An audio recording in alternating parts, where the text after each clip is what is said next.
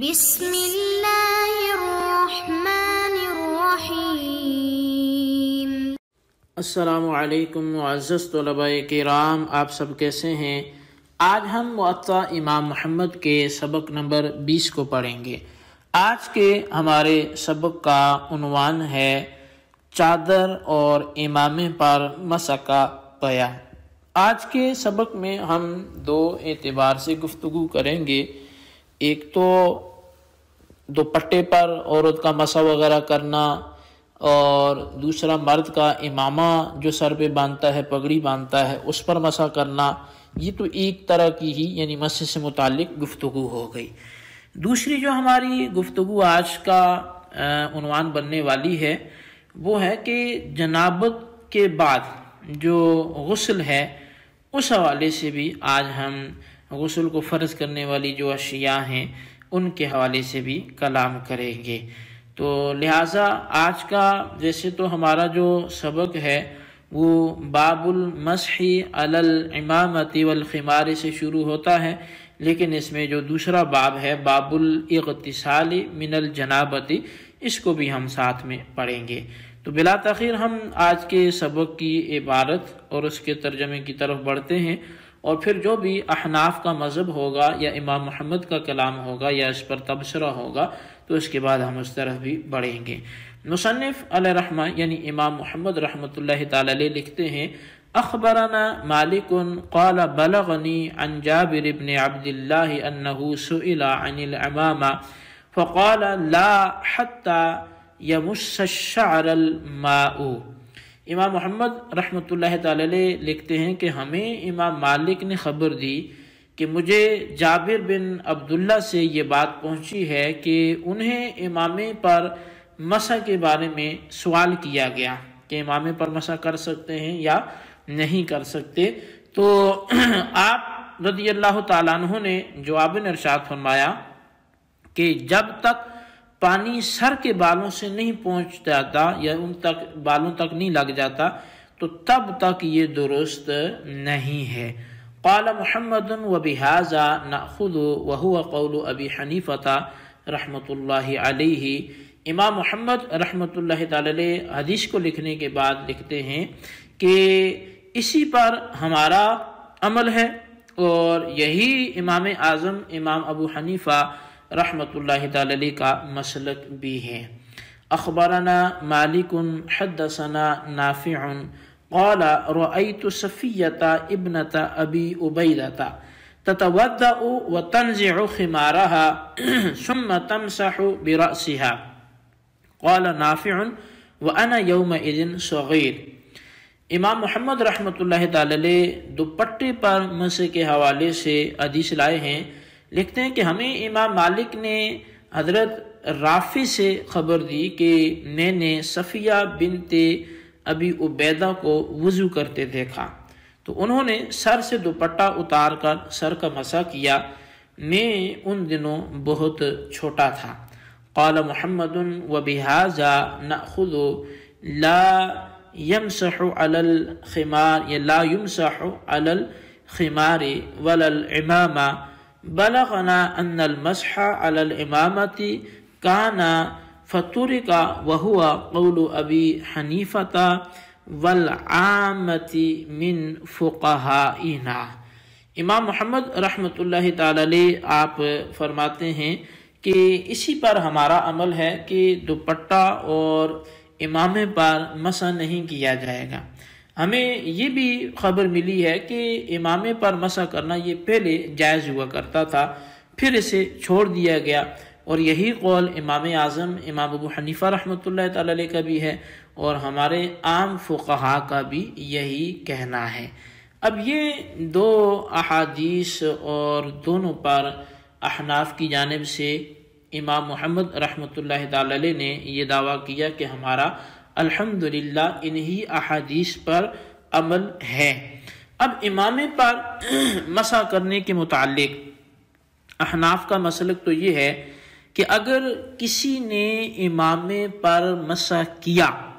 اور ہاتھوں کی تری سر کے بالوں تک نہ پہنچی تو اس کا وضو نہ ہونے کی وجہ سے نماز کی ادائیگی درست نہیں ہوگی، یعنی کہ اس امامے پر پگڑی پر مسح کرتا ہے اور سر کے بالوں تک اس طریقہ پہنچنا ثابت نہیں ہوتا تو اس کی نماز درست نہیں ہوگی، اس لیے کہ اس کا وضو ہی نہیں ہوا۔ اگر امامہ اتنی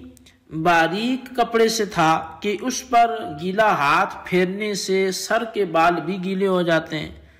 یعنی بعض اوقات ہوتا ہے بڑا باریک کپڑا ہوتا ہے، اگرچہ امامہ باندھا ہے لیکن جیسے امامے پہ اس نے گیلا ہاتھ رکھا تو وہ تری نیچے بالوں تک بھی آ گئی، تو اب یہ اس کا وضو کافی ہوگا اور نماز بھی ہوگی۔ وہ اس وجہ سے نہیں کہ اس نے امامے پر مسح کیا ہے، بلکہ یہ دراصل سر پر مسح کرنا ہے، یہ امامے پر مسح نہیں ہے۔ اور اسی کی تائید امام محمد کی روایت کردہ جو حدیث ہے حضرت جابر بن عبداللہ رضی اللہ تعالیٰ عنہ والی، وہ بھی اسی کی تائید کرتی ہے۔ اور اس کی مزید جو توثیق ہے وہ حضرت صفیہ بنت ابی عبیدہ کا جو فعل ہے وہ بھی اس کی توثیق اور تائید کرتا ہے۔ اب یہاں پر ایک بحث جو ہے وہ بڑی ضروری ہے، وہ یہ ہے کہ مسح سر کے بارے میں، یعنی سر پر جو مسح ہے اس کے بارے میں مختلف احادیث میں مسح علی الناصیہ یا مسح علی الامامہ وغیرہ کے الفاظ آتے ہیں، اور امامے پر مسح کے جو مجوزین ہیں، جو اس کو جائز قرار دینے والے ہیں، وہ ایسی احادیث کو پیش کرتے ہیں کہ جن سے ان کا نظریہ ثابت ہوتا ہے۔ مثال کے طور پر صحیح مسلم شریف کی ایک حدیث ہے جو حضرت مغیرہ بن شعبہ رضی اللہ تعالیٰ عنہ کے حوالے سے ہے کہ وہ نبی علیہ الصلوۃ والسلام کا وضو بیان کرتے ہوئے فرماتے ہیں کہ آپ نے پیشانی کا مسح کیا، نبی علیہ الصلوۃ والسلام نے مسح بناصیۃ وعلی العمامہ وعلی خفیہ، کہ نبی علیہ الصلوۃ والسلام نے پیشانی کا مسح کیا اور امامے کا بھی مسح کیا اور موزوں پر بھی آپ نے مسح کیا۔ تو گویا کہ آپ علیہ الصلوۃ والسلام نے دوران وضو پیشانی، امامہ پر اور موزوں پر 3 یہ مسح آپ نے کیے، لہٰذا امامے پر مسح کرنا یہیں سے ثابت ہوتا ہے۔ تو یہ ایک احناف کے مذہب کے خلاف صحیح مسلم کی جو باب المسح علی الخفین، باب المسح علی الخفین سے یہ حدیث لائی جاتی ہے، تو اس کو احناف کے مذہب کے خلاف حجت بنا کر پیش کیا جاتا ہے۔ اب اس حدیث کے کئی ایک جوابات ہیں جن میں سے میں اگر نمبر وائز ان کو ذکر کرنا چاہوں تو پہلا جواب تو یہ ہے کہ جن احادیث میں ناصیہ پر مسح کرنا مذکور ہے تو ان میں ناصیہ سے جو مراد ہے وہ مخالف نہیں سمجھے، اگر مراد کو سمجھ لیں تو اختلاف ختم ہو جائے، اس لیے کہ جن احادیث میں ناصیہ پر مسح کرنا مذکور ہے ان میں ناصیہ سے مقدار ناصیہ مراد ہے، یعنی ناصیہ پیشانی کو بولتے ہیں نا، ناصیہ، تو اب یہ پیشانی مراد نہیں ہوتی اس سے، بلکہ وہ مقدار جو پیشانی کی ہے، یعنی 4 انگل کے برابر سر کا مسح کرنا مراد ہوتا ہے۔ اور ان حدیث میں امامے پر مسح یہ بطور مجاز ہے، یعنی سر پر مسح کرنے کو امامے پر مسح کرنے سے تعبیر کیا گیا ہے، جیسے کہ چٹائی یا دری وغیرہ پر بیٹھنے والے کو زمین پر بیٹھنے والا کہا جاتا ہے، حالانکہ وہ تو زمین پر نہیں بیٹھا ہوتا، وہ تو در حقیقت چٹائی پر بیٹھا ہوتا ہے، تو جیسے مجازاً اسے زمین پر بیٹھنے والا سمجھا جاتا ہے، تو ایسے ہی جس نے سر پہ مسح کر لیا تو گویا اس نے امامے یا پگڑی پر بھی مسح کر لیا، تو اس انداز سے اس کا یہ استعمال ہوتا ہے یا اطلاق اس پر کیا جاتا ہے۔ اچھا، اب یہاں پر ایک روایت ہے جو ابو داؤد شریف کی ہے اور اس کو روایت کرنے والے حضرت انس بن مالک رضی اللہ تعالیٰ عنہ ہیں۔ وہ کہتے ہیں کہ نبی علیہ الصلوۃ والسلام کو میں نے وضو کرتے دیکھا اور اس پر اس وقت جو ہے وعلیہ امامۃ قطریۃ، کہ نبی علیہ الصلوۃ والسلام نے جو امامہ زیب تن فرمایا تھا تو وہ آپ پر ایک قطری امامہ آپ نے پہنے ہوئے تھے یا باندھے ہوئے تھے، تو فادخل یدہ من تحت الامامۃ ومسح مقدم رأسہ، فرمایا کہ میں نے دیکھا کہ نبی علیہ الصلوۃ والسلام نے امامے کے نیچے ہاتھ داخل فرما کر اپنے سر انور کے اگلے حصے کا مسح فرمایا، اور آپ کا امامہ شریف بھی بندہ ہی رہا، وہ نہیں کھلا۔ اسی طرح امام بہقی نے جو حدیث روایت کی ہے وہ ابن جریج سے، انہوں نے عطا سے کہ رسول کریم صلی اللہ علیہ وسلم نے وضو فرمایا تو پس امامے کو اٹھا لیا اور سر کے اگلے حصے یا پیشانی کا آپ نے پانی کے ساتھ مسح فرمایا۔ اب یہ جملہ جو احادیث آپ کے سامنے رکھی گئی تو بالکل یہی احناف کا جو ہے وہ مذہب ہے اور یہی احناف کا نظریہ ہے، اور اسی کی جو تائید ہے وہ احناف کی ان روایت کردہ احادیث سے ہوتی ہے، تو لہٰذا مذہب احناف یہیں پہ مکمل ہوا۔ اب یہاں پر باب الاغتسال من الجنابۃ سے بھی ہم نے کچھ باتیں کرنی تھی، میں نے کہا تھا، تو ہم اس باب کو شروع کرتے ہیں، اور اس میں ایک یہ حدیث ہے، اس کو پڑھ کر امام محمد کیا فرماتے ہیں اس کو سمجھنے کی کوشش کرتے ہیں۔ امام محمد رحمۃ اللہ تعالی علیہ آپ لکھتے ہیں کہ اخبرنا مالک حدثنا نافع ان ابن عمر كان اذا اغتسل من الجنابة افرغ على يده اليمنى فغسلها ثم غسل فرجه ومضمض واستنشق وغسل وجهه ونضح في عينيه ثم غسل يده اليمنى ثم اليسرى ثم غسل رأسه ثم اغتسل وافاض الماء على جلده۔ امام محمد رحمۃ اللہ تعالی علیہ لکھتے ہیں کہ ہمیں امام مالک نے حضرت نافع سے خبر دی کہ عبداللہ بن عمر رضی اللہ تعالیٰ عنہ جب غسل جنابت کیا کرتے تو پہلے اپنے دائیں ہاتھ پر پانی ڈال کر اسے دھوتے، پھر اپنی شرمگاہ دھوتے اور کلی کرتے، اور ناک میں پانی ڈالتے اور چہرہ دھوتے اور آنکھوں میں پانی کا چھینٹا مارتے، پھر دایاں پھر بایاں بازو دھو کر سر کو دھوتے، پھر پورے جسم پر پانی بہا کر اسے دھوتے۔ قال محمد وبهذا كله نأخذ إلا النضح في العينين فإن ذلك ليس بواجب على الناس في الجنابة وهو قول أبي حنيفة ومالك بن أنس والعامة۔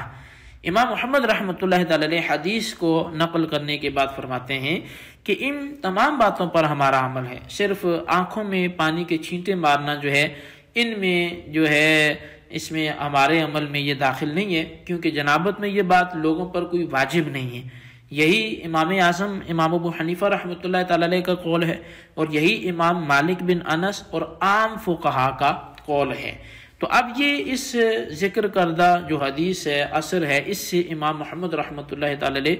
غسل جنابت کا طریقہ اور اس کے ضروری معمولات جو ہیں ان کو بیان کرتے ہیں، اور آپ نے مذکورہ اثر میں سے صرف آنکھوں میں چھینٹے مارنے والے کے مسئلے کے وجوب کا استثناء فرمایا ہے۔ آنکھوں میں چھینٹے مارنے سے مراد آنکھوں کے کونوں میں پانی لگانا ہے، اور یہ بات مستحبات میں سے ہے۔ تو اب یہاں پر یہ تھوڑی سی تفصیل میں ضروری سمجھتا ہوں کہ غسل کے حوالے سے ہمارے ذہن میں ہونی چاہیے۔ تو سب سے پہلے آپ یہ چیزیں ذہن میں رکھیں کہ غسل کو کتنی چیزیں ہیں جو لازم کرتی ہیں۔ تو سب سے بنیادی جو ایک اس میں چیز آتی ہے وہ ہے کہ منی کا خروج، یعنی جب شہوت کے ساتھ منی اپنی جگہ سے جدا ہو تو اس کے نکلنے پر غسل فرض ہو جاتا ہے۔ اور اسی طرح احتلام بھی ہوتا ہے، کوئی شخص سو کر اٹھا اور اپنے جسم، کپڑے یا بستر وغیرہ پر منی پائی تو اس پر غسل واجب ہے، اگرچہ اسے احتلام ہونا یہ یاد نہ رہا ہو، تو اگر اس کو داغ وغیرہ ملتا ہے تو وہ اس پر غسل کو لازم کر دے گا۔ اسی طرح مرد کا جو اعلی تناسل ہے اس کی سپاری کا، حشفے کا، محل شہوت میں چھپ جانا، اب انزال ہو یا نہ ہو، صرف یہ دخول جو ہے اس پر غسل کو لازم کر دے گا۔ اور اسی طرح جو ہے وہ یہ مرد کا یہ عضو تناسل کا عورت کی فرج میں داخل کرنا، چاہے انتشار اعلیٰ کے ساتھ ہو یا بغیر انتشار کے جبراً انگلی کے سہارے سے اگر اس نے اس کا حشفہ داخل کر لیا تو تب بھی عورت پر اور مرد پر جو ہے یہ غسل جو ہے وہ فرض ہو جائے گا، چاہے شہوت ہو نہ ہو، منی خارج ہو یا نہ ہو۔ تو بہرحال یہ غسل کے لازم کرنے والی کوئی چیزیں تھی، تو ان چیزوں سے غسل جو ہے وہ فرض ہو جاتا ہے۔ یہ ہمارے آج کے سبق کی حوالے سے ساری گفتگو تھی جی، اس کو آپ اچھی طرح سمجھیں، اس کے خلاصے کو اپنے رجسٹر پر لکھیں، بالخصوص ان سوالات کے جوابات نے۔ سوال نمبر 1 یہ ہے کہ امامے پر مسح کرنا احناف کے ہاں جائز ہے یا نہیں، ہر دو صورت میں وجہ ساتھ تحریر کریں۔ سوال نمبر 2 یہ ہے کہ غسل کو کتنی چیزیں ہیں جو لازم کرتی ہیں، کوئی سی 2 تحریر کریں۔ اللہ تبارک و تعالیٰ سے دعا ہے جو کچھ ہم نے پڑھا سنوں سے یاد رکھنے کی توفیق نصیب فرمائے، آمین بجاہ النبی الامین صلی اللہ علیہ وسلم۔